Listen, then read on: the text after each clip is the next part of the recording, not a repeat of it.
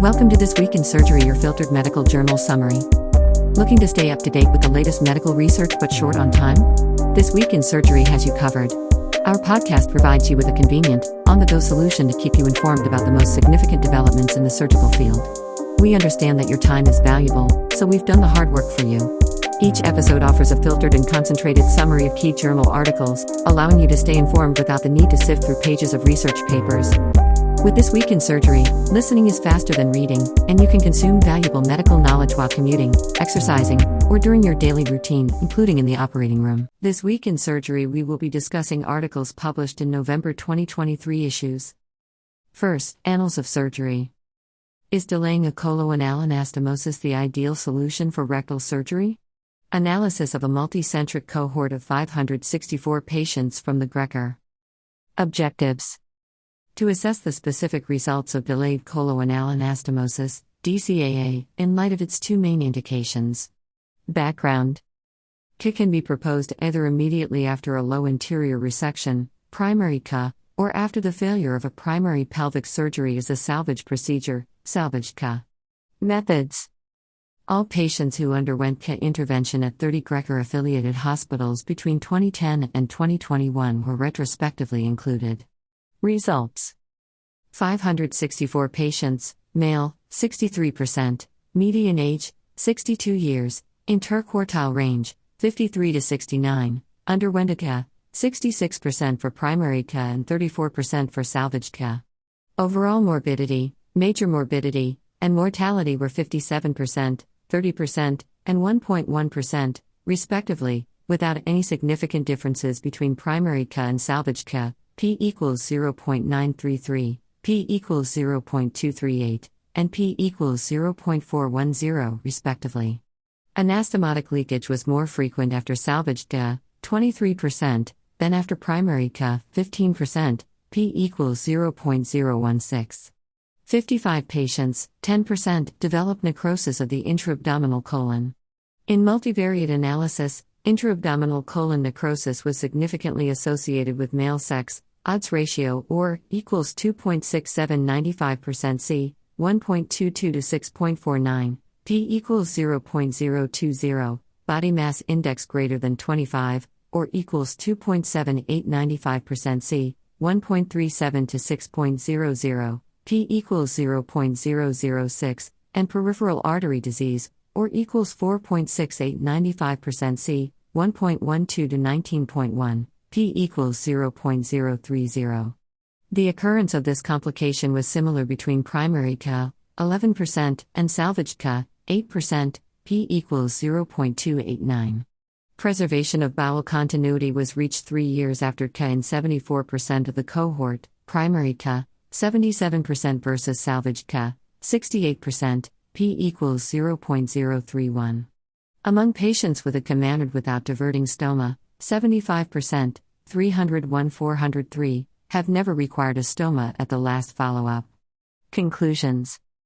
CA makes it possible to definitively avoid a stoma in 75% of patients when managed initially without a stoma and to save bowel continuity in 68% of the patients in the setting of failure of primary pelvic surgery.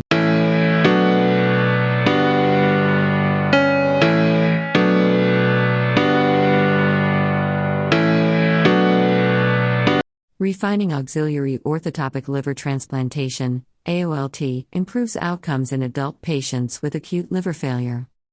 Objective. To investigate whether and how experience accumulation and technical refinements simultaneously implemented in auxiliary orthotopic liver transplantation, AOLT, may impact on outcomes. Background. AOLT for acute liver failure, ALF, provides the unique chance of complete immunosuppression withdrawal after adequate native liver remnant regeneration but is a technically demanding procedure. Our department is a reference center for ALF and an early adopter of AOLT. Methods. This is a single-center retrospective before/after study of a prospectively maintained cohort of 48 patients with ALF who underwent AOLT between 1993 and 2019. In 2012, technical refinements were implemented to improve outcomes, I, favoring the volume of the graft rather than that of the native liver, 2, direct anastomosis of graft hepatic artery with recipient right hepatic artery instead of the use of large-size vessels. 3.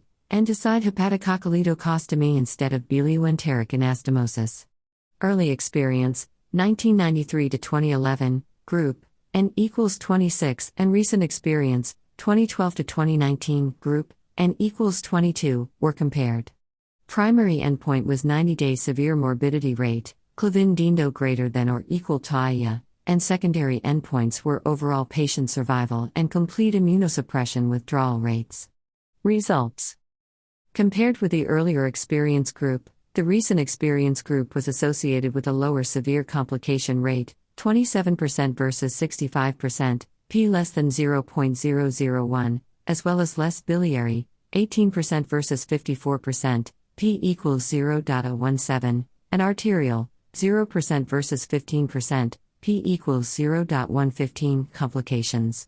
The 1, 3, and 5-year patient survival was significantly improved, 91%, 91%, 91% versus 76%, 61%, 60%, p equals 0.45.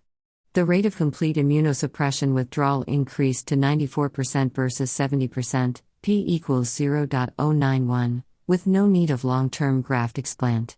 Conclusion. These technical refinements favoring the liver graft and reducing morbidity may promote AOLT implementation among LT centers.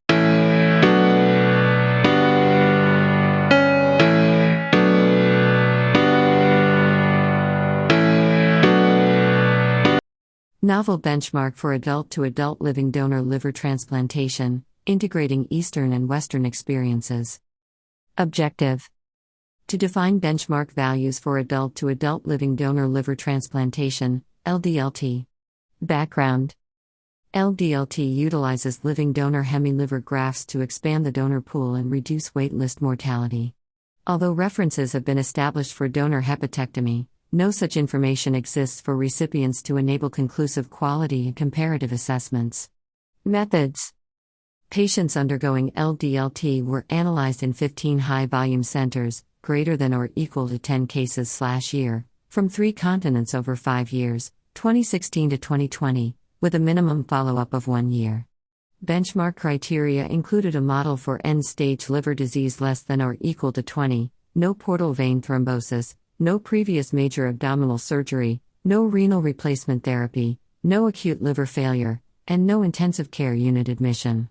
Benchmark cutoffs were derived from the 75th percentile of all centers' medians. Results: of 3,636 patients, 1864, 51%, qualified as benchmark cases. Benchmark cutoffs, including post-transplant dialysis, less than or equal to 4%, primary non-function, less than or equal to 0.9%, non-anastomotic strictures, less than or equal to 0.2%, graft loss, less than or equal to 7.7%, and redo liver transplantation, LT, less than or equal to 3.6%, at 1 year were below the deceased donor LT benchmarks. Bile leak, less than or equal to 12.4%, hepatic artery thrombosis, less than or equal to 5.1%, and comprehensive complication index, CCI registered, less than or equal to 56, were above the deceased donor LT benchmarks, whereas mortality, less than or equal to 9.1%, was comparable. The right hemiliver graft, compared with the left, was associated with a lower CCI registered score, 34 versus 21, p less than 0.001. Preservation of the middle hepatic vein with the right hemiliver graft had no impact neither on the recipient nor on the donor outcome. Asian centers outperformed other centers with CCI registered score, 21 versus 47, p less than 0.001, graft loss, 3.0% versus 6.5%, p equals 0.002, and redo LT rates, 1.0% versus 2.5%, p equals 0.029. In contrast, non-benchmark low-volume centers displayed inferior outcomes, such as bile leak, 15.2%, hepatic artery thrombosis, 15.2%, or redo LT, 6.5%. Conclusions: benchmark LDLT offers a valuable alternative to reduce waitlist mortality. Exchange of expertise, public awareness, and centralization policy are, however, mandatory to achieve benchmark outcomes worldwide.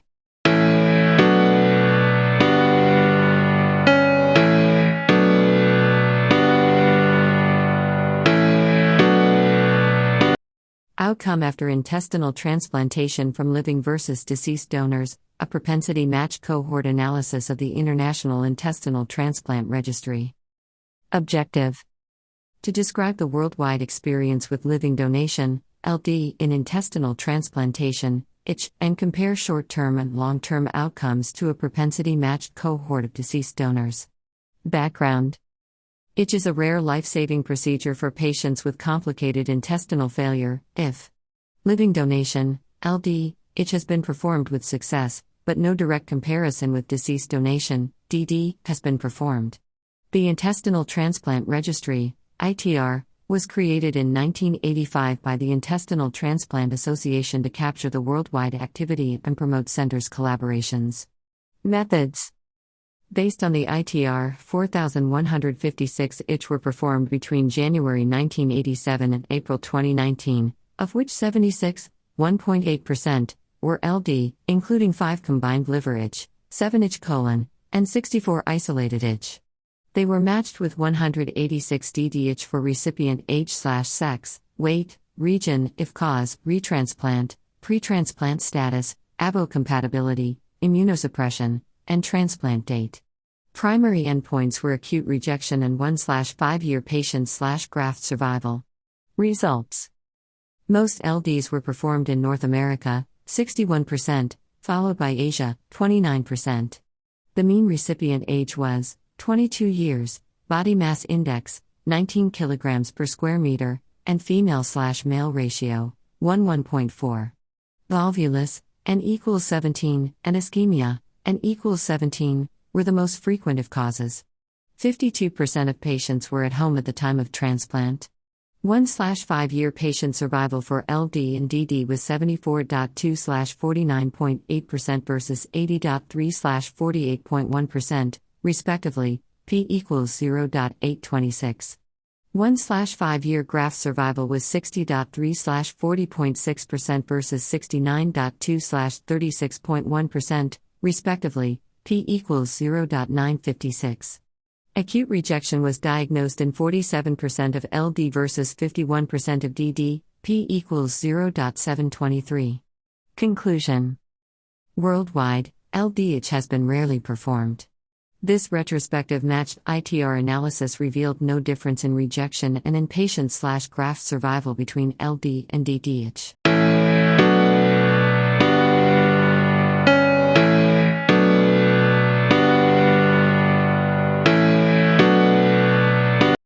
The goal of intraoperative blood loss and major hepatobiliary resection for perihilar cholangiocarcinoma, saving patients from a heavy complication burden.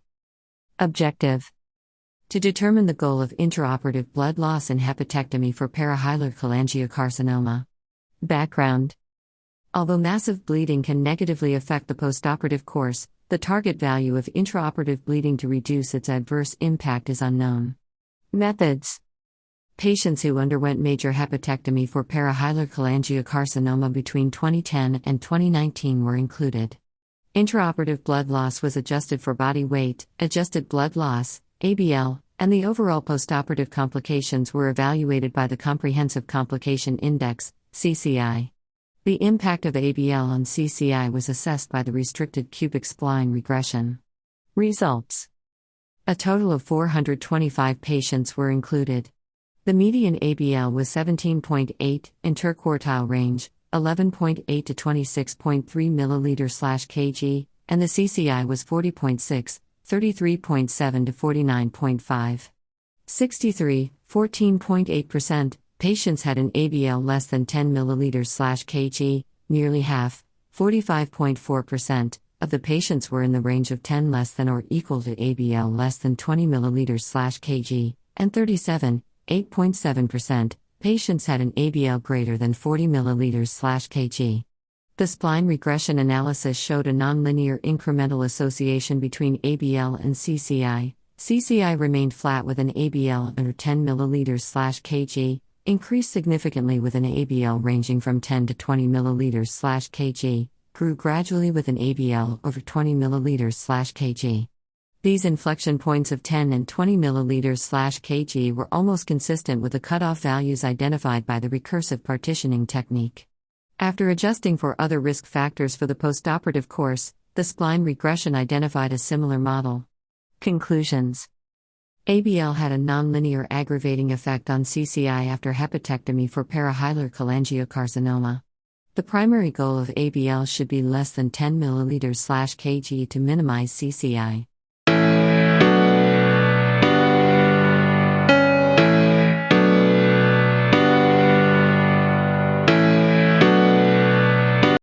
Minimally invasive versus open liver resections for hepatocellular carcinoma in patients with metabolic syndrome. Objective: to compare minimally invasive MILR and open liver resections OLRs for hepatocellular carcinoma HCC in patients with metabolic syndrome MS.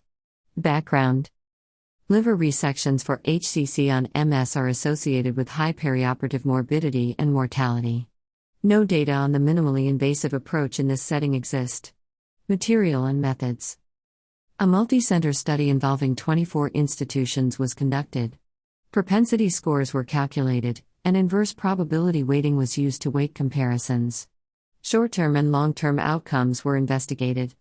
Results: a total of 996 patients were included, 580 in OLR and 416 in MILR. After weighing, groups were well matched. Blood loss was similar between groups, OLR 275.9 plus or minus 3.1 versus MILR 226 plus or minus 4.0, p equals 0.146. There were no significant differences in 90-day morbidity, 38.9% versus 31.9% OLRs in MILRs, p equals 0.08, and mortality, 2.4% versus 2.2% OLRs and MILRs, p equals 0.84. MILRs were associated with lower rates of major complications, 9.3% versus 15.3%, p equals 0.015, post-hepatectomy liver failure, 0.6% versus 4.3%, p equals 0.008, and bile leaks, 2.2% versus 6.4%, p equals 0.003. Ascites was significantly lower at postoperative day 1, 2.7% versus 8.1%, p equals 0.002, and day 3, 3.1% versus 11.4%, p less than 0.001. Hospital stay was significantly shorter, 5.8 plus or minus 1.9 versus 7.5 plus or minus 1.7, p less than 0.001. There was no significant difference in overall survival and disease-free survival. Conclusions: MILR for HCC on MS is associated with equivalent perioperative and oncological outcomes to OLRs. Fewer major complications, post-hepatectomy liver failures, ascites, and bile leaks can be obtained, with a shorter hospital stay. The combination of lower short-term severe morbidity and equivalent oncologic outcomes favor MILR for MS when feasible.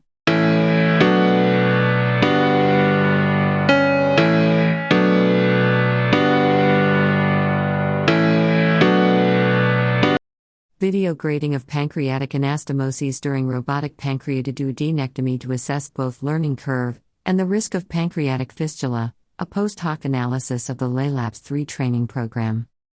Objective: to assess the learning curve of pancreaticojejunostomy during robotic pancreatidodenectomy, RPD, and to predict the risk of postoperative pancreatic fistula, POPF, by using the objective structured assessment of technical skills, OSATS, taking the fistula risk into account. Background: RPD is a challenging procedure that requires extensive training and confirmation of adequate surgical performance. Video grading, modified for RPD, of the pancreatic anastomosis could assess the learning curve of RPD and predict the risk of POPF. Methods: post-hoc assessment of patients prospectively included in 4 Dutch centers in a nationwide LALAPS 3 training program for RPD. Video grading of the pancreaticojejunostomy was performed by 2 graders using OSATS, attainable score, 12 to 60. The main outcomes were the combined OSATS of the 2 graders and POPF, grade BC. Cumulative sum analyzed a turning point in the learning curve for surgical skill. Logistic regression determined the cutoff for OSATs. Patients were categorized for POP risk, E, low, intermediate, and high, based on the updated alternative fistula risk scores. Results. Videos from 153 pancreatic anastomoses were included. Median OSAT score was 48, interquartile range, 41 to 52 points, and with a turning point at 33 procedures. POP occurred in 39 patients, 25.5%. An OSAT score below 49, present in 77 patients, 50.3%, was associated with an increased risk of POP, odds ratio, 4.01, p equals 0.004. The POP rate was 43.6% with OSATs less than 49 versus 15.8% with OSATs greater than or equal to 49. The updated alternative fistula risk scores category soft pancreatic texture was the second strongest prognostic factor of POP, odds ratio, 3.37, p equals 0.040. Median cumulative surgical experience was 17 years, interquartile range, 8 to 21. Conclusions. Video grading of the pancreatic anastomosis in RPD using OSATs identified a learning curve and a reduced risk of POP in case of better surgical performance. Video grading may provide a valid method to surgical training, quality control, and improvement.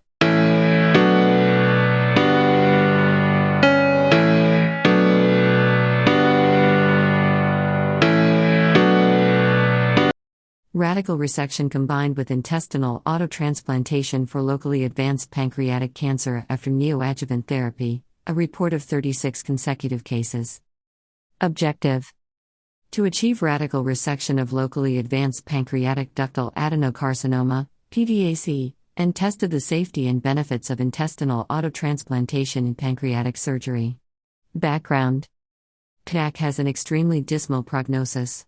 Radical resection was proved to improve the prognosis of patients with PDAC. However, the locally advanced disease had a very low resection rate currently.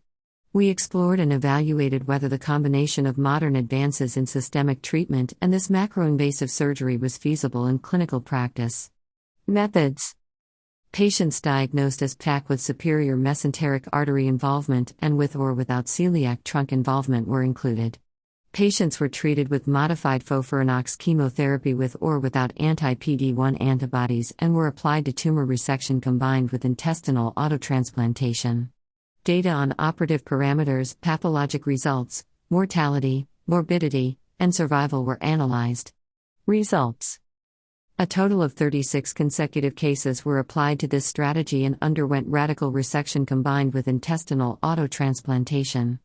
Among these patients, 24 of them received the Whipple procedure, 11 patients received total pancreatectomy, and the other one patient received distal pancreatectomy.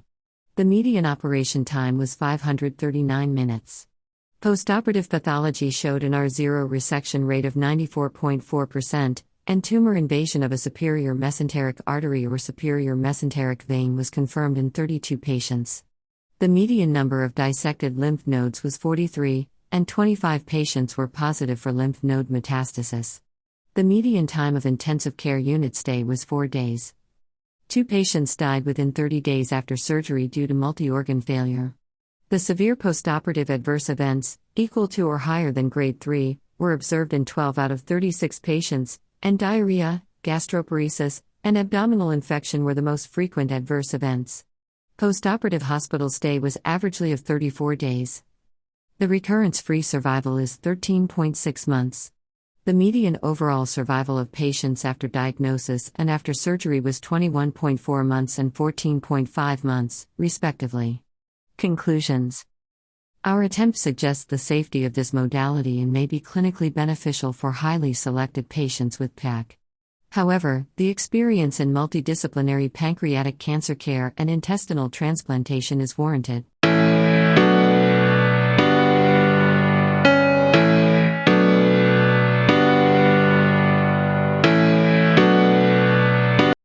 Next article is from Journal of American Medical Association Surgery.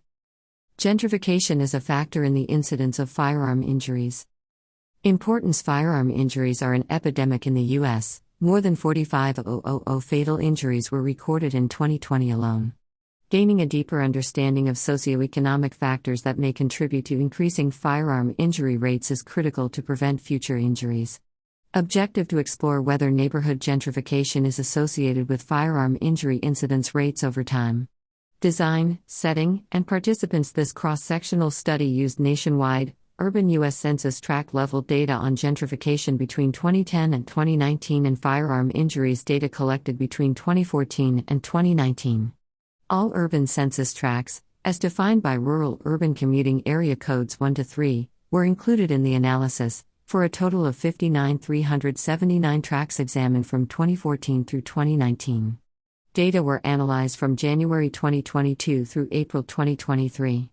Exposure gentrification, defined to be an area in a central city neighborhood with median housing prices appreciating over the median regional value and a median household income at or below the 40th percentile of the median regional household income and continuing for at least 2 consecutive years. Main outcomes and measures the number of firearm injuries, controlling for census tract population characteristics. Results: a total of 59,379 urban census tracts were evaluated for gentrification. Of these tracts, 14,125, 23.8%, were identified as gentrifying, involving approximately 57 million residents annually. The firearm injury incidence rate for gentrifying neighborhoods was 62% higher than the incidence rate in non-gentrifying neighborhoods with similar socio-demographic characteristics. Incidence rate ratio, IRR, 1.62, 95% C, 1.56 to 1.69. In a multivariable analysis, firearm injury incidence rates increased by 57% per year for low-income census tracts that did not gentrify, IRR, 1.57, 95% C, 1.56 to 1.58, 42% per year for high-income tracts that did not gentrify, IRR, 1.42, 95% C, 1.41 to 1.43, and 49% per year for gentrifying tracts, IRR, 1.49, 95% C, 1.48 to 1.50. Neighborhoods undergoing the gentrification process experienced an additional 26% increase in firearm injury incidence above baseline increase experienced in neighborhoods not undergoing gentrification, IRR, 1.26, 95% C, 1.23 to 1.30. Conclusions and relevance: results of this study suggest that gentrification is associated with an increase in the incidence of firearm injuries within gentrifying neighborhoods. Social disruption and residential displacement associated with gentrification may help explain this finding, although future research is needed to evaluate the underlying mechanisms. These findings support use of targeted firearm prevention interventions in communities experiencing gentrification.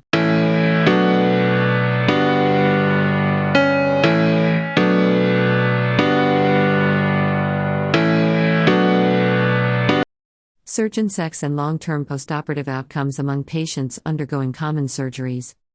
Important sex and gender-based differences in a surgeon's medical practice and communication may be factors in patients' perioperative outcomes. Patients treated by female surgeons have improved 30-day outcomes. However, whether these outcomes persist over longer follow-up has not been assessed. Objective to examine whether surgeon sex is associated with 90-day and 1-year outcomes among patients undergoing common surgeries. Design, setting, and participants. A population-based retrospective cohort study was conducted in adults in Ontario, Canada, undergoing one of 25 common elective or emergent surgeries between January 1, 2007, and December 31, 2019. Analysis was performed between July 15 and October 20, 2022. Exposure: surgeon sex. Main outcomes and measures: an adverse postoperative event, defined as the composite of death, readmission, or complication, was assessed at 90 days and 1 year following surgery. Secondarily, each of these outcomes was assessed individually. Outcomes were compared between patients treated by female and male surgeons using generalized estimating equations with clustering at the level of the surgical procedure, accounting for patient, procedure, surgeon, anesthesiologist, and facility-level covariates. Results: among 165,711 included patients, 151,054 were treated by a female and 1,014,657 by a male surgeon. Overall, 14.3% of the patients had one or more adverse postoperative outcomes at 90 days and 25.0% had one or more adverse postoperative outcomes 1 year following surgery. Among these, 2.0% of patients died within 90 days and 4.3% died within 1 year. Multivariable adjusted rates of the composite endpoint were higher among patients treated by male than female surgeons at both 90 days, 13.9% versus 12.5%, adjusted odds ratio, AOR, 1.08, 95% C, 1.03 to 1.13, and 1 year, 25.0% versus 20.7%, AOR, 1.06, 95% C, 1.01 to 1.12. Similar patterns were observed for mortality at 90 days, 0.8% versus 0.5%, AOR 1.25, 95% C, 1.12 to 1.39, and 1 year, 2.4% versus 1.6%, AOR, 1.24, 95% C, 1.13 to 1.36. Conclusions and relevance after accounting for patient, procedure, surgeon, anesthesiologist, and hospital characteristics. The findings of this cohort study suggest that patients treated by female surgeons have lower rates of adverse postoperative outcomes, including death at 90 days and 1 year after surgery compared with those treated by male surgeons. These findings further support differences in patient outcomes based on physician sex that warrant deeper study regarding underlying causes and potential solutions.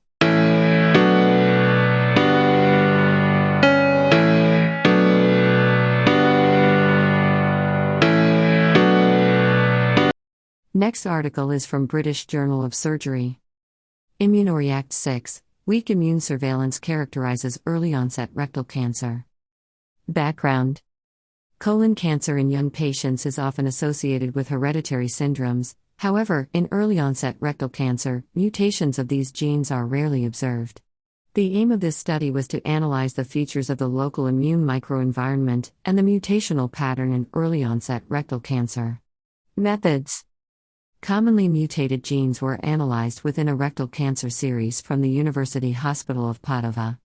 Mutation frequency and immune gene expression in a cohort from the Cancer Genome Atlas, TCGA, were compared, and immune cell infiltration levels in the healthy rectal mucosa adjacent to rectal cancers were evaluated in the immunological microenvironment in rectal adenocarcinoma treatment 1 and 2, Immunoreact, series. Results: in the authors series, the mutation frequency of BRAF, CRAS, and NES, as well as microsatellite instability frequency, were not different between early and late-onset rectal cancer. In the Cancer Genome Atlas series, among the genes with the most considerable difference in mutation frequency between young and older patients, 7 genes are involved in the immune response, and CD69, CD3, and CD8 beta expression was lower in early-onset rectal cancer. In the immunological microenvironment in rectal adenocarcinoma treatment 1 and 2 series, young patients had a lower rate of CD4 plus T cells, but higher T regulator infiltration in the rectal mucosa. Conclusion: early onset rectal cancer is rarely associated with common hereditary syndromes.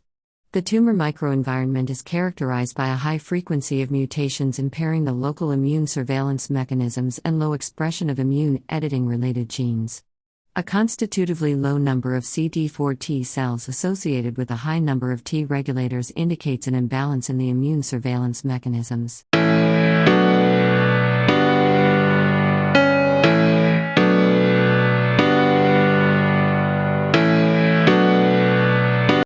Phase I study of intraperitoneal irinotecan combined with palliative systemic chemotherapy in patients with colorectal peritoneal metastases.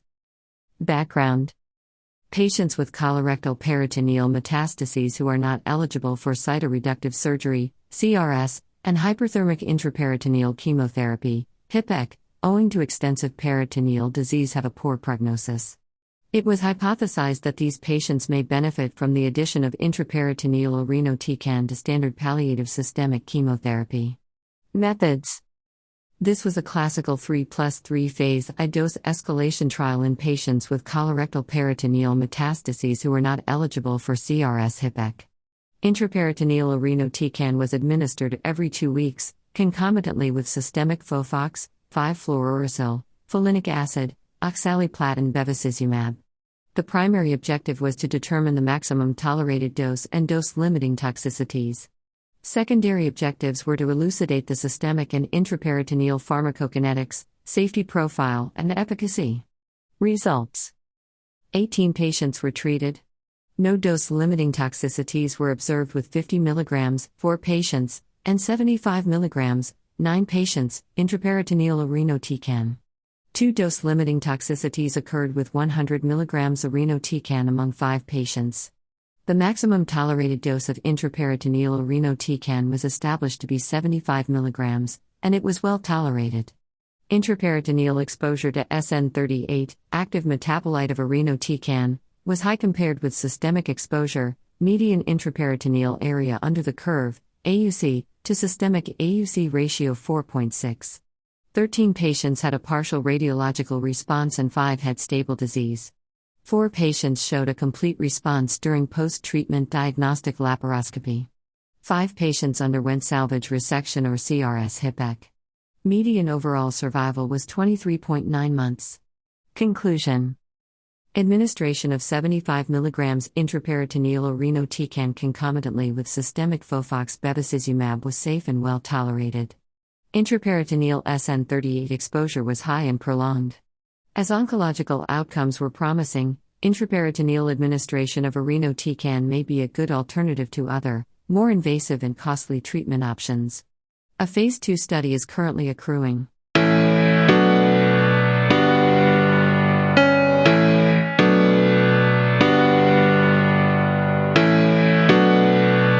Next article is from Journal of Vascular Surgery. Gender disparities in patients with aortoiliac disease requiring open operative intervention. Objective: peripheral artery disease is known to affect males and females in different proportions. Disparate surgical outcomes have been quantified after endovascular aortic aneurysm repair, arteriovenous fistula creation, and treatment of critical limb ischemia.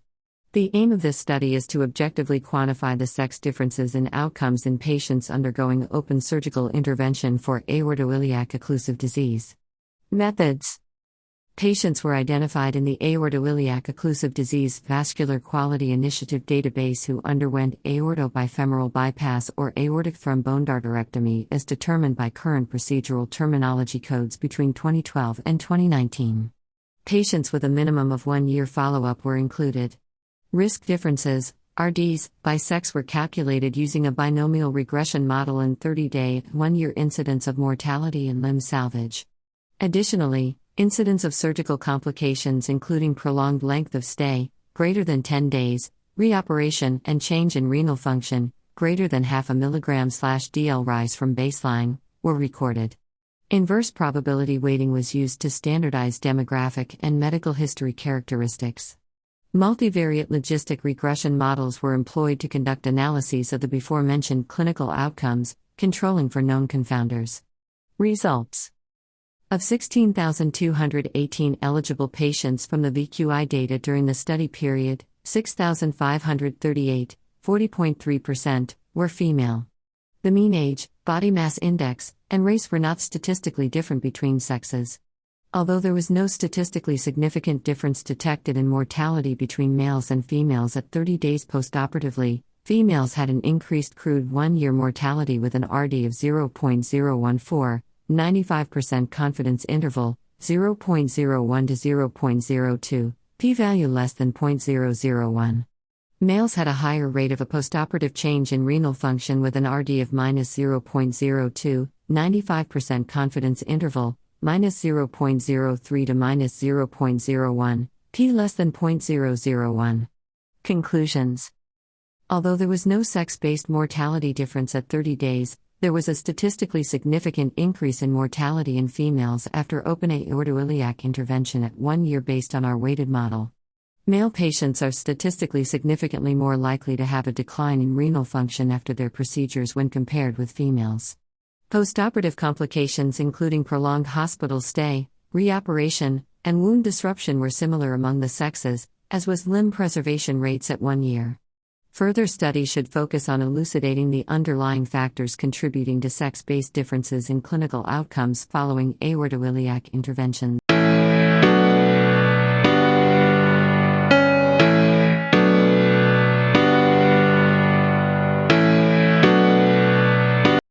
A comparative effectiveness study of carotid intervention for long-term stroke prevention in patients with severe asymptomatic stenosis from a large integrated health system.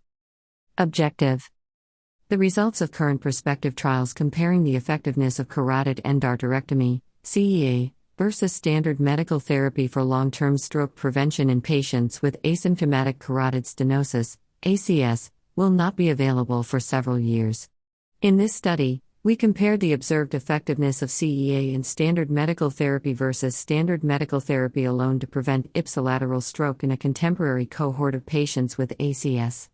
Methods: this cohort study was conducted in a large integrated health system in adult subjects with 70% to 99% ACS, no neurologic symptom within 6 months, with no prior ipsilateral carotid artery intervention. Causal inference methods were used to emulate a conceptual randomized trial using data from January 1, 2008, through December 31, 2017, for comparing the event-free survival over 96 months between two treatment strategies: 1. CEA within 12 months from cohort entry versus 2. No CEA, standard medical therapy alone. To account for both baseline and time-dependent confounding, inverse probability weighting estimation was used to derive adjusted hazard ratios, and cumulative risk differences were assessed based on two logistic marginal structural models for counterfactual hazards. Propensity scores were data adaptively estimated using superlearning. The primary outcome was ipsilateral anterior ischemic stroke.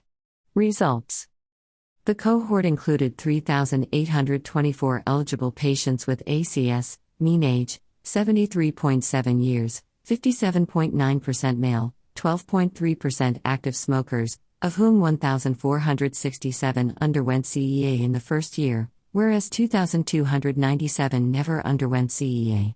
The median follow-up was 68 months. A total of 1,760 participants, 46%, died, 445, 12%, were lost to follow-up, and 158, 4%, experienced ipsilateral stroke. The cumulative risk differences for each year of follow-up showed a protective effect of CEA starting in year 2, risk difference equals 1.1%, 95% confidence interval, 0.5% to 1.6%, and persisting to year 8, 2.6%, 95% confidence interval, 0.3% to 4.8%, compared with patients not receiving CEA. Conclusions: in this contemporary cohort study of patients with ACS using rigorous analytic methodology, CEA appears to have a small but statistically significant effect on stroke prevention out to 8 years. Further study is needed to appropriately select the subset of patients most likely to benefit from intervention.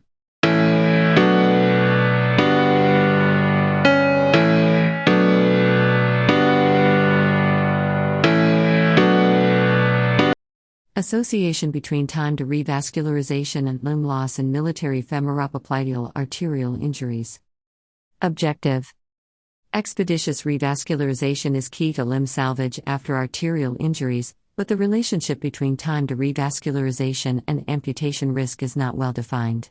We aim to explore amputation risk based on time to revascularization in a cohort of military femoropopliteal arterial injuries. Methods: a database of vascular injuries from Iraq and Afghanistan casualties, 2004 to 2012, was queried for femoral, common, superficial, or deep, and/or popliteal arterial injuries that underwent revascularization.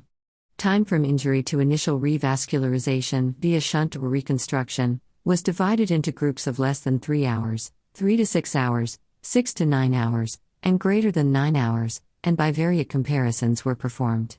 Results: revascularization times were available for 120 cases. Injury and treatment characteristics by time group were generally similar between time groups. Shunting and vein injuries were more common in limbs revascularized earlier, whereas blast mechanism and fasciotomy were more common with later revascularization. 10 cases, 8%, underwent revascularization in less than 3 hours, 63, 53%, were revascularized in 3 to 6 hours, 33, 28%, in 6 to 9 hours, and 14, 12% after 9 hours. Amputation rates within the cohorts were 10%, 21%, 24%, and 50%, respectively, p equals 0.085, T2 of amputation rates across time groups. The mean plus or minus standard deviation revascularization time for amputated limbs was 442 plus or minus 348 minutes versus 347 plus or minus 183 minutes for salvaged limbs, p equals 0.057. Amputation was performed in 19% of limbs revascularized in less than 6 hours and in 32% revascularized more than 6 hours from injury, p equals 0.112.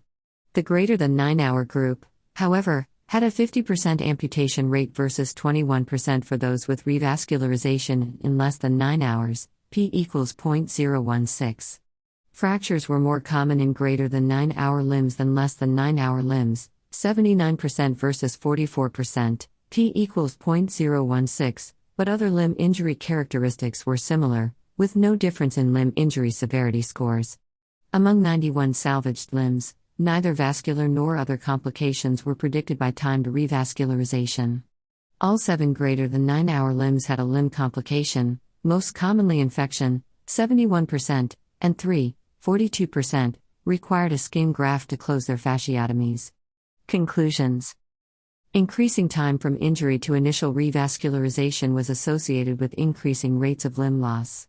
Revascularization within 3 hours of injury resulted in a low amputation rate, whereas 1/2 of limbs treated after 9 hours were amputated. Arterial shunting was associated with earlier revascularization and should be considered a mainstay of combat casualty vascular care. Forward-deployed surgical assets play a pivotal role in providing early revascularization and reducing rates of limb loss in modern combat casualties.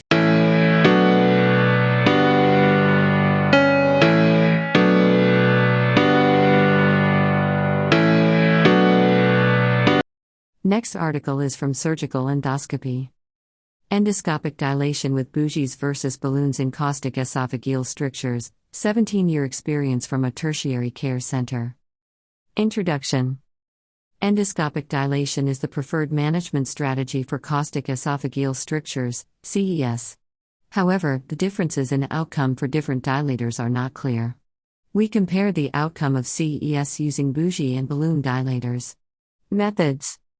Between January 2000 and December 2016, the following data of all the patients with CES were collected: demographic parameters, substance ingestion, number of strictures, number of dilations required to achieve greater than or equal to 14 mm dilation, post-dilation recurrence, and total dilations. Patients were divided into 2 groups for the type of dilator, i.e., bougie or balloon. The 2 groups were compared for baseline parameter, technical success, short and long-term clinical success, refractory strictures, recurrence rates, and major complications. Results. Of the 189 patients, mean age 32.17 plus or minus 12.12 years, studied, 119, 62.9%, were males. 122, 64.5%, patients underwent bougie dilation and 67, 35.5%, received balloon dilation. Technical success, 90.1% versus 68.7%, p less than 0.001, short-term clinical success, 65.6% versus 46.3%, p-value 0.01, and long-term clinical success, 86.9% versus 64.2%, p less than 0.01, were higher for bougie dilators compared to balloon dilators. 24, 12.7%, patients developed adverse events which were similar for 2 groups. On multivariate analysis, use of bougie dilators, AOR 4.868, 95% C1.027 to 23.079, short-term clinical success, AOR 5.785, 95% C1.203 to 27.825, and refractory strictures, AOR 0.151, 95% C0.033 to 0.690, were independent predictors of long-term clinical success. Conclusion. Use of bougie dilators is associated with better clinical success in patients with CES compared to balloon dilators with similar rates of adverse events.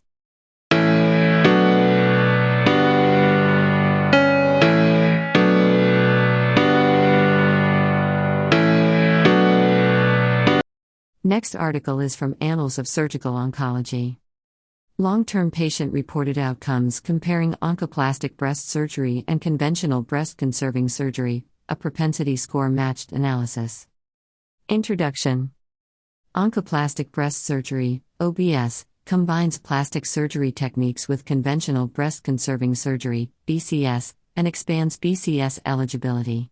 Limited data are available on patient-reported outcomes, PROs, after ODS.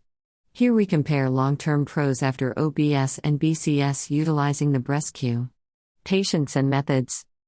Women undergoing OBS or BCS between 2006 and 2019 who completed greater than or equal to one long-term BreastQ survey 3 to 5 years postoperatively were identified. Baseline characteristics were compared between women who underwent OBS/BCS. Women who underwent OBS were paired with those who underwent BCS using 1 to 2 propensity matching, by age, body mass index, BMI, race, T-stage, and multifocality. BreastQ scores were compared preoperatively and 3 to 5 years postoperatively. Results. A total of 297 patients were included for analysis, 99 OBS/198 BCS.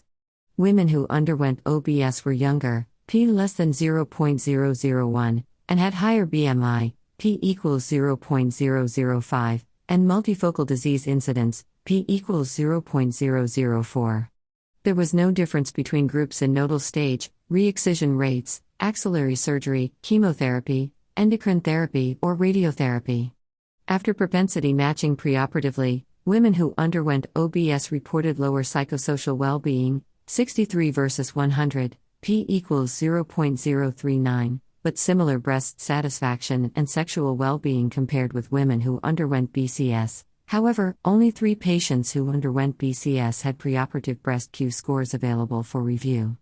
In long-term follow-up, women who underwent OBS reported lower psychosocial scores, 74 versus 93, P equals 0.011, 4 years postoperatively, but not at 5 years, 76 versus 77, P equals 0.83.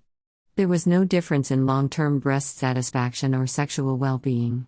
Conclusions.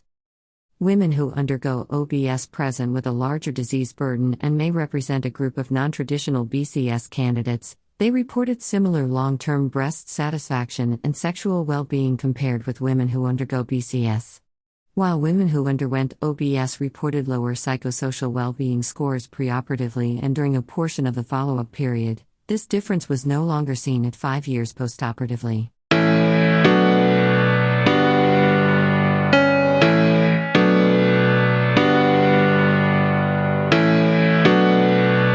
Next article is from Obesity Surgery.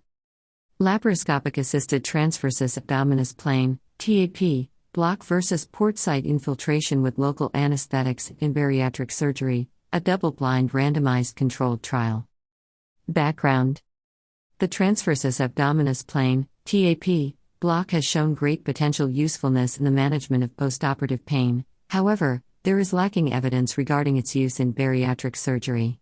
This randomized double-blind trial was aimed at comparing the effectiveness of the TAP block and port site infiltration, PSI, in patients undergoing bariatric surgery. Methods. We included patients greater than or equal to 18 years old undergoing bariatric surgery.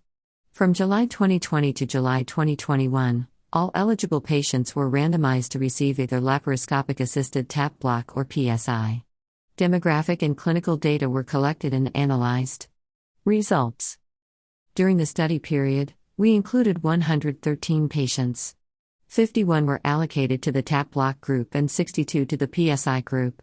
The mean age was 47.9 plus or minus 11.2 years, 77.9%, patients were female, and mean BMI was 40.5 plus or minus 5.9 kilograms/m2. Operative time was 110 plus or minus 42 minutes versus 114 plus or minus 41 minutes in the TAP block and PSI groups, P equals 0.658. At 24 hours after surgery, pain on the VAS was 2.5 plus or minus 2.6 versus 2.3 plus or minus 2.1, P equals 0.661. No significant difference between the groups was noted at 3, 6, 12, and 18 hours. Also, opioid and antiemetic consumption, the length of stay, 3.4 plus or minus 1.5 days versus 3.2 plus or minus 1.1 days, p equals 0.392, and satisfaction score, 154 plus or minus 10 pints versus 154 plus or minus 16 pints, p equals 0.828, were similar in the two groups. Conclusions.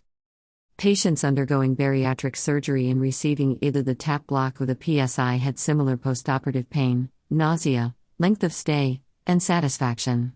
As PSI is technically easier and more reproducible, it might be the first choice for postoperative multimodal analgesia in bariatric surgery.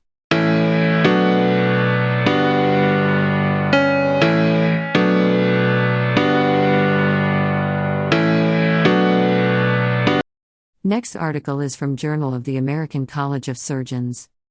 Does trauma center volume account for the association between trauma center verification level and in-hospital mortality among children injured by firearms in California? Background. Heterogeneity in trauma center designation and injury volume offer possible explanations for inconsistencies in pediatric trauma center designations association with lower mortality among children. We hypothesize that rigorous trauma center verification, regardless of volume, would be associated with lower firearm injury-associated mortality in children. Study design.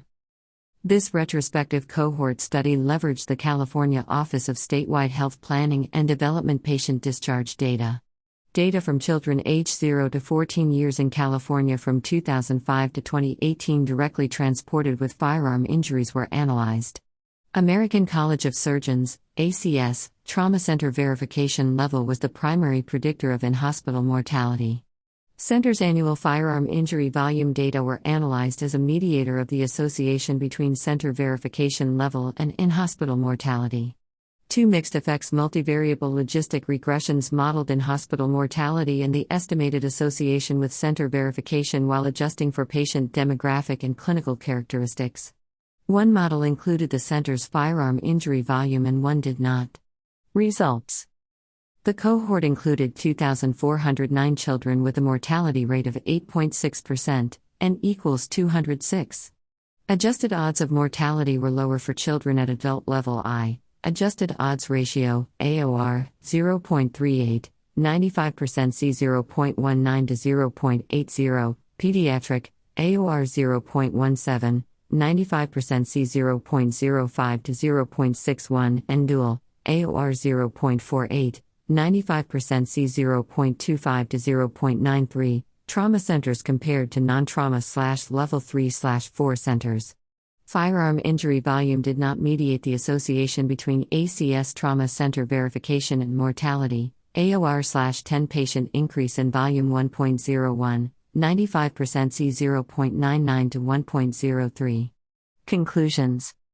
Trauma center verification level, regardless of firearm injury volume, was associated with lower firearm injury-associated mortality, suggesting that the ACS verification process is contributing to achieving optimal outcomes.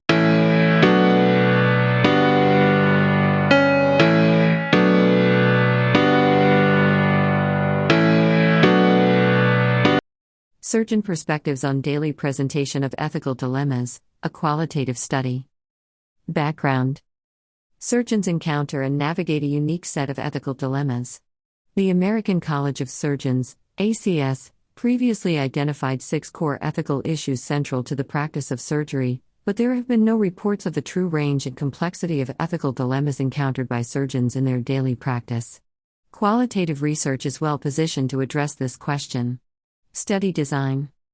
We conducted in-depth interviews with attending surgeons across multiple surgical subspecialties at a large, urban, academic medical center, asking them to describe the most common ethical dilemmas they encounter in day-to-day practice.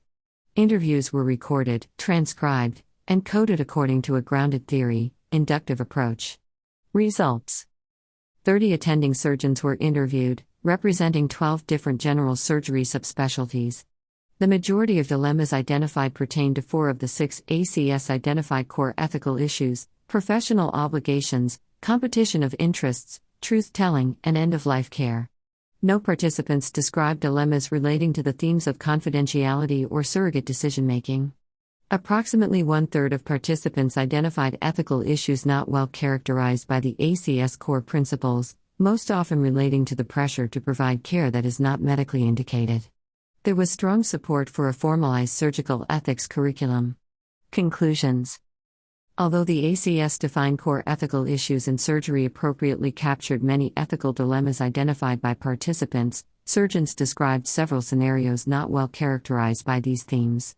A dedicated surgical ethics curriculum may help to better equip surgeons to navigate the ethical dilemmas they are likely to face in practice.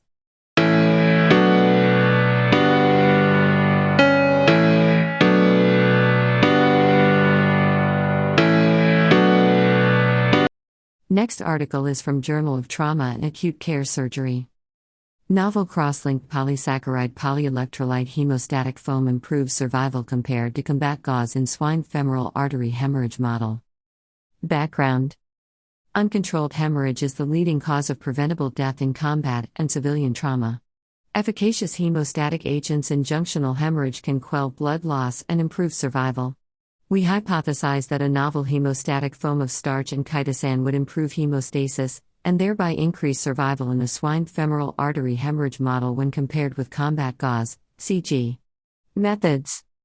A novel hemostatic foam of starch and chitosan was created and modified during the study period. 30 pigs, 4 excluded, were assigned a treatment using either foam version 1, FV1, n equals 9, or 2, FV2, n equals 8, or n equals 9, in a standard swine femoral artery hemorrhage model. Animals were observed for 150 minutes. Outcomes assessed included hemostasis, survival, post-treatment blood loss, fluid volume, and hemodynamic and laboratory trends. Results. Hemostasis prior to 150 minutes was similar with 44.4%, 77.8%, and 50% of swine treated with CG, FV1 and FV2, respectively, Kaplan-Meier and log rank test, KMLR, p greater than 0.05. Survival to 150 minutes was improved in swine treated with FV1, 100%, compared with CG, 55.6%, KMLRP equals 0.02. Survival was similar between FV1 and FV2, 75%, KMLRP greater than 0.05, and between CG and FV2, KMLRP greater than 0.05. Using mixed model for longitudinal data, mean arterial pressure decreased significantly in CG and FV2 treated swine, while there was no significant change in mean arterial pressure in FV1 treated swine. Trends in lactic acid, hematocrit, platelets, INR, and thromboelastography were more favorable for FV1 compared with CG. Conclusion.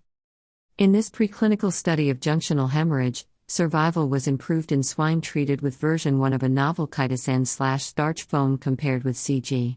Trends in hemodynamics and laboratory data were also more favorable in the FV1 treated swine. This novel hemostatic foam may be an effective alternative to current hemostatic agents.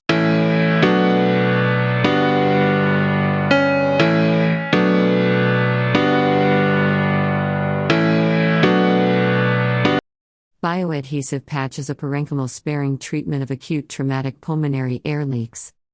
Introduction. Traumatic pulmonary injuries are common in chest trauma. Persistent air leaks occur in up to 46% of patients depending on injury severity. Prolonged leaks are associated with increased morbidity and cost. Prior work from our first-generation pectin patches successfully sealed pulmonary leaks in a cadaveric swine model. We now test the next-generation pectin patch against wedge resection in the management of air leaks in anesthetized swine. Methods. A continuous air leak of 10% to 20% was created to the anterior surface of the lung in intubated and sedated swine. Animals were treated with a 2-ply pectin patch or stapled wedge resection, SW. Tidal volumes, TVs, were recorded pre-injury and post-injury. Following repair, TVs were recorded, a chest tube was placed, and animals were observed for presence air leak at closure and for an additional 90 minutes while on positive pressure ventilation. Mann-Whitney U-test and Fisher's exact test used to compare continuous and categorical data between groups. Results. 31 animals underwent either SW15 or pectin patch repair, PPR, 16. Baseline characteristics were similar between animals accepting baseline TV, SW, 10.3 ml/kg versus PPR, 10.9 ml/kg, p equals 0.03.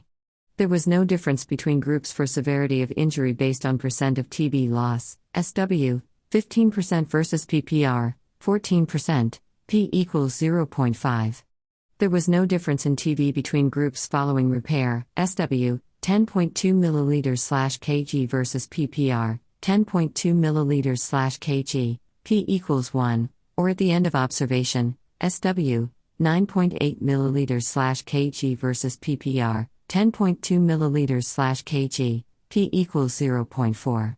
One-chamber intermittent air leaks were observed in 3 of the PPR animals, versus 1 in the SW group, p equals 0.6. Conclusion. Pectin patches effectively sealed the lung following injury and were non-inferior when compared with wedge resection for the management of acute traumatic air leaks. Pectin patches may offer a parenchymal sparing option for managing such injuries, although studies evaluating biodurability are needed.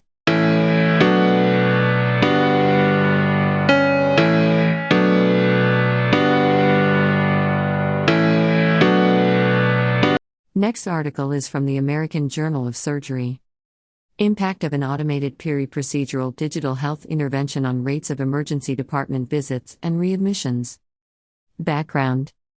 Providing timely peri-procedural education, reminders, and check-ins can improve patient adherence and clinical outcomes.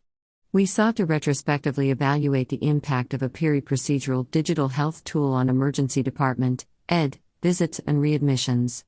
Methods. A digital health tool for peri-procedural care engaged patients at scheduled intervals, resulting in an overall engagement score.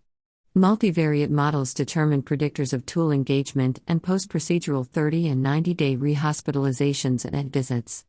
Results. 11,737 unique completed procedures were analyzed from 10,438 patients. Patients of Black and Latinx race/ethnicity, versus white, those with Medicare and Medicaid insurance, versus commercial, and those with non-activated patient portals, versus activated, were less likely to engage. After adjustment for confounders, higher engagement with the tool was associated with lower rates of 30-day hospitalizations, or 0.64, 90-day hospitalizations, or 0.65, and 90-day visits, or 0.77. Conclusions. Highly engaged patients had fewer 30-day and 90-day visit and readmissions, even after adjustment for key confounders. Engagement, and thus the resulting benefits, were not equitably distributed.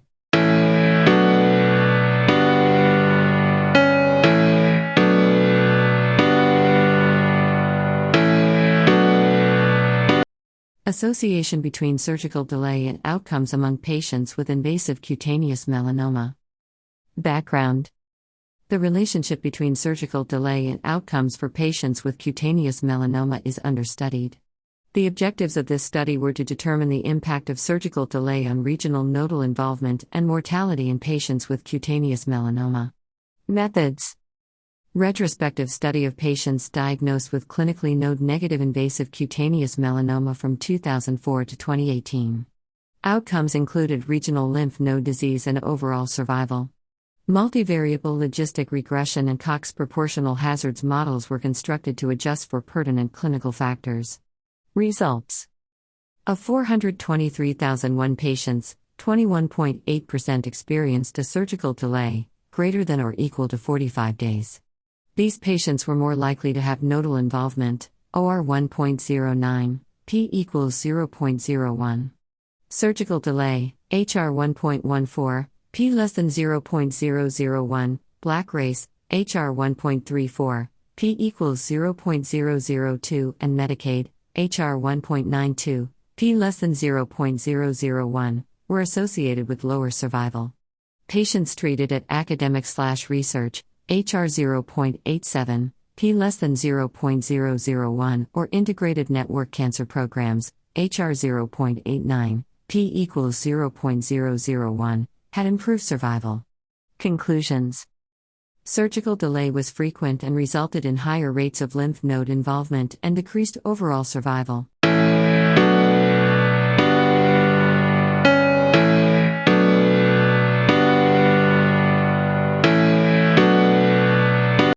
How surgeons use risk calculators and non-clinical factors for informed consent and shared decision-making, a qualitative study. Background: the discussion of risks, benefits, and alternatives to surgery with patients is a defining component of informed consent. As shared decision-making has become central to surgeon-patient communication, risk calculators have emerged as a tool to aid communication and decision-making. To optimize informed consent, it is necessary to understand how surgeons assess and communicate risk, and the role of risk calculators in this process. Methods: we conducted interviews with 13 surgeons from 2 institutions to understand how surgeons assess risk, the role of risk calculators in decision-making, and how surgeons approach risk communication during informed consent. We performed a qualitative analysis of interviews based on SRQR guidelines. Results: our analysis yielded insights regarding A. the landscape and approach to obtaining surgical consent, B. detailed perceptions regarding the value and design of assessing and communicating risk, and C. practical considerations regarding the future of personalized risk communication in decision-making. Above all, we found that non-clinical factors such as health and risk literacy are changing how surgeons assess and communicate risk, which diverges from traditional risk calculators. Conclusion: principally, we found that surgeons incorporate a range of clinical and non-clinical factors to risk stratify patients and determine how to optimally frame and discuss risk with individual patients.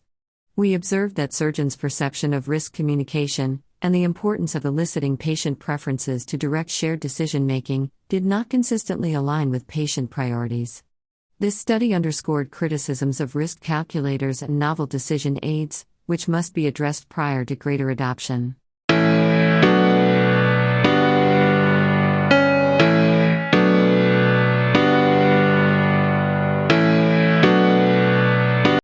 Next article is from World Journal of Surgery.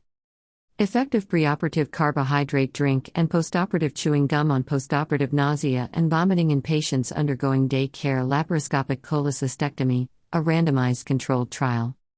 Background: postoperative nausea and vomiting, PONV, causes an unexpected prolonged hospital stay after ambulatory surgery. Novel measures such as preoperative loading of oral carbohydrates and postoperative chewing gum have recently gained momentum for postoperative recovery. This study evaluated the effects of preoperative carbohydrate loading and postoperative chewing gum, CG, on PONV after daycare laparoscopic cholecystectomy, LC. Methods: a total of 100 patients were randomized to Group A, preoperative carbohydrate loading with 200 milliliters of water with 25 grams of carbohydrate and postoperative chewing gum, CG, when the patient responded to his/her name, and Group B, standard care. The incidence of PONV and pain was assessed by using visual analog scale. Quality of recovery, CR15, was assessed by using CR15 questionnaire at 6 hours, 24 hours and 48 hours after surgery. Results: the incidence of PONV and pain was lower in Group A, however, it was not significant, p greater than 0.05. The severity of PONV, pain and the need for rescue antiemetic was significantly lower in Group A, p less than 0.05. The episodes of PONV and required dose of antiemetic were less in Group A. Group A also had a significantly higher CR15 score at all time points, p less than 0.001. Preoperative dyspepsia was also noticed as a significant confounding predictor for postoperative vomiting. Conclusion: preoperative carbohydrate drinks and early postoperative CG reduces the severity of PONV and requirement of antiemetics in patients undergoing LC. Hence, these simple measures can be used as a standard of care to optimize perioperative care in patients undergoing daycare surgery. Thank you for listening to This Week in Surgery, your filtered medical journal summary. Have a great week ahead, stay blessed and be humane.